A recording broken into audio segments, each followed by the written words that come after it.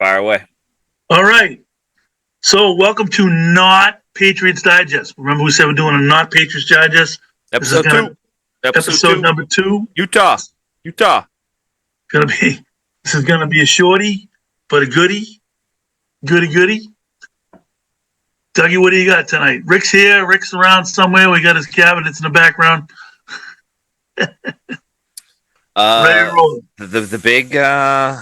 The big news in the NBA, the shocking trade that went on what's today, Wednesday? So what that happened? Monday? Was it Monday or Saturday? I don't know. But it was. Let me ask you this: either one of you, do either one of you think that's fixed to try to drive ratings to the NBA? No. Okay. They said because the GM for the Lakers, the GM for the Mavericks didn't call anybody but the Lakers. Like, if you're going to shop Anthony Davis, why wouldn't you see what you can get? He didn't do that. So and then I heard that it was. If you're going to shop Luka. Luka, yeah, sorry. Go ahead, Dougie. So because a lot of people are forgetting it was 3 teams were involved. The third team was Danny Ainge, and then apparently he had no idea it was part of a bigger deal, and he was all butthurt that he wasn't like on the up and up. Oh, I thought he just snuck in and grabbed. No, he was all pissed. He was like, I knew nothing that there was this going on. He's like, I probably wouldn't have done the deal if this happened, if this is going on. Yeah, because he saw how people flipped out about it. Yeah. Would you? Yeah, but because what? Because he's a top 5 player in the NBA and he doesn't work out how you want him to? Yeah, but going back to the thing though, like isn't it a little unusual that you're gonna shop Luka and you make one phone call? Luka? I don't know. I think it's suspect at the minimum. I'm surprised. I don't think they wanted the big. They probably had something in mind. Davis is having an unbelievable year. I think it's a stupid trade, but they could make a run still with Davis. He fits in well with that club and what they need for a legit big. So does it make Dallas better or LA better? For the short term or the long term? Both.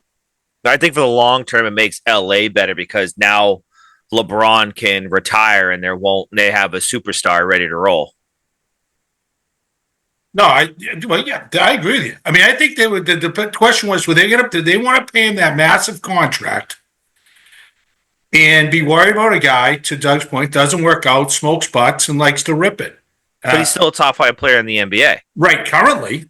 Yeah. Currently. But he plays no defense, like we talked about. So he reminds me of he's like Phil Kessel of the fucking NBA. Yeah, he is. Guys just drinking fucking Coke out of the. Oh, he's like a lot of guys in the NBA. Carmelo Anthony, go to James Harden. That's why. So I think they said, hey, maybe we get an opportunity here. We're not going to pay that big salary. We get a guy under contract. We're still going to get. Anthony Davis has had a great year this year, but he's typically hurt. But they're going to get a couple more good years out of him. But me personally, there's no way I'm dealing with Luka Doncic. He's only 25. 25 years old. You know what I mean? The key, the light might go on. He's whatever, but you can't. He's a generational talent. Generational. And when he goes to LA, I'll tell you, I watched some of that Laker game last night.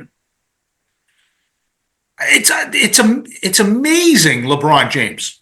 He's 40 years old. He moves around like he's 10. It's amazing. That is one thing. He's going to be the biggest physical freak in the history of sports. Like they say, who's the GOAT, blah, blah, blah. Yeah, Michael Jordan was the greatest. But that dude has been playing at a high level for longer than anybody. 100%. That team's going to be sneaky. They get some guy. That kid Austin Reeves, he can shoot it. It was funny. I was looking because him and Doncic are the only 2 white guys on the team now. It's kind of funny, but they're a good club. They're going to be interesting if they're healthy. I'd look out for them in the West. I'd definitely take them beating Dallas. I'd like to see, like, where does LeBron fit in now? Is he like a point forward? Is he controlling the ball? Is he distributing? Luka could be a point forward. I don't know. Luka's hurt though, isn't he? No, he's going to probably play a lot of that point forward role for them. There's no doubt about it. No doubt about it. Isn't he hurt, Luka? Who? Luka? I don't think he's hurt. He was injured, but he should be back pretty soon. Not long term. I know that. Okay. Yeah, I don't know. But they were saying on the radio that there's a little bit of a conspiracy that, to your point, I think both of you guys were saying, yeah, you want LA, Boston. You want LA to be marquee, championship contenders, no doubt about it. It's just you see the Super Bowl tickets are low. Are they? Because nobody wants. They're tired of seeing them. They've seen it. Yeah, it's interesting. Louisiana too. Well, of all 4 major professional leagues, I'd say the NBA has the most suspect history. When you have the controversies they've had in the past with like Donaghy and fixing ball games and stuff like that. You think that guy was the only ref doing it? No. And his best buddy is still a ref in the league. So I don't know. I mean, the whole the ratings were down. Then all of a sudden, Kevin McHale trades. Celtics. I forget. Oh my God, what's going on in my brain? Who the Celtics get from Minnesota? Kevin Garnett. They got traded Kevin Garnett. There was another big trade that year. And then there was the Ray Allen deal. They made the whole thing at once. Well, you got Ray Allen, but then there was another team I think that had a big splash. Oh, I know what it was. It was Pau Gasol went to the Lakers. Same thing. So it was like Lakers Celtics again. I don't know. I think whenever the shit hits the fan, they lean on Celtics Lakers, and that's kind of what happened here. Well, we'll see what happens. But the Celts looked good last night. Real good. Yeah, well, I mean, the sky was falling there for quite a while, and then, like the other night against the 76ers, they looked like they had no chance. The next thing you know, they win it. They almost covered the spread, which is crazy. Crazy. But that was still an absolutely pathetic performance. That was overall. Yeah, I'm still out on Missoula. Philly was completely without like 3 of their best players, and you're down 26. I mean, what are you doing? You just you're coasting, but then they kicked it into gear when they had to, and they won. That was because the other team they just had too much depth for them and too much there ready to go. But they did play awesome. I mean, I give them that down the stretch. And then last night showed me something. They played well. Yeah, I mean, they kind of had the game the whole time. And like you said, when you texted, why is Pritchard in the game? Holiday was hurt. Something wrong with his shoulder. But he played a lot last night. He did, but they said today that he's on like the injured list because he's got something wrong with his shoulder. That was weird that he wasn't in there then because they had Pritchard on Mitchell, which is... What was weird was Jaylen Brown didn't play like the final 4 minutes. Oh, really? Yeah. He didn't play either? Oh, he had Al in, right? Okay. That's why I was like... So I heard on the sports site that it was like a punishment. Oh, really? That makes sense. That he didn't play the last 4 minutes. Yeah. Drew played 26 minutes last night. What was the punishment about? I forget what they said. Was it something during the game? He got teed up, right? Yeah, there was something that he got the tee, and then it was I didn't know about the punishment there. I don't know, but yeah, I think because he got teed up and maybe some jawing back and forth, and I think he sat. Yeah, I was just sitting there. He didn't need, I mean, Pritchard can shoot; he's great, but his defensive liability. Now that Springer's gone, I won't have to say anything anymore. But I was like, perfect scenario for Springer to come in because He's a defensive hell of a defensive player. He's going to be a big gain for Houston. Watch out for Houston too in the West. Well, we were talking about it before you got on, Rick. The Celtics got to. The rumors are they're going to trade somebody because the new ownership can't handle the cash flow situation because of the luxury tax. So, who would be logical to go? My guess would be Brown, but they were saying Holiday on the radio today. Did we lose him? Still with us, Rick? Yeah, I'm back. Fitzy's killing me. If we're going to do these from now on, I'm going to be at the Pillory Pub, and I'll do it from there. The Pillory Pub. Anyway, all right, real quick. Bees looked good last night. Beanpot, a couple of drubbings. Not even. Yeah. Wasn't even smackdowns. Not even entertaining. A couple practice squad games. BC beat the Northeastern 8-2, and then BU beat Harvard's 7-1. Yeah, something like that. 7-2. 7-1. Two teams face off next Monday, February 10th at, I believe, puck drop is 7:30. Number 1 ranked BC Eagles at the Garden. You can watch it on Nesson and ESPN Plus, I believe. Yeah, it's a great take. I wish I was up there for it, but I'll tell you those. We talked about this when we discussed the World Juniors. Unlike any local media, did you hear those idiots yesterday by any chance? Murray, and they brought up they were calling it the bean poll. Something came up, and then I thought you were going to talk about yesterday it was either yesterday or Monday. Yesterday. Yeah. So yesterday on the morning show, they were like joking around. There's kind of like maybe like 5 seconds of like dead air, and he was like, "Well, what do you want to talk about?" And he goes, "Oh, the Beanpot." And he goes, and just started laughing. Like, why would you? Like, what is what? And you guys get paid for this shit.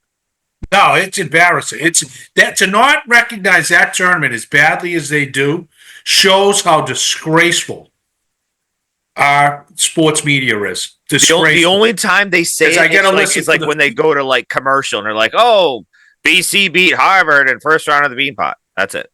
It's just ridiculous. It's just such a big.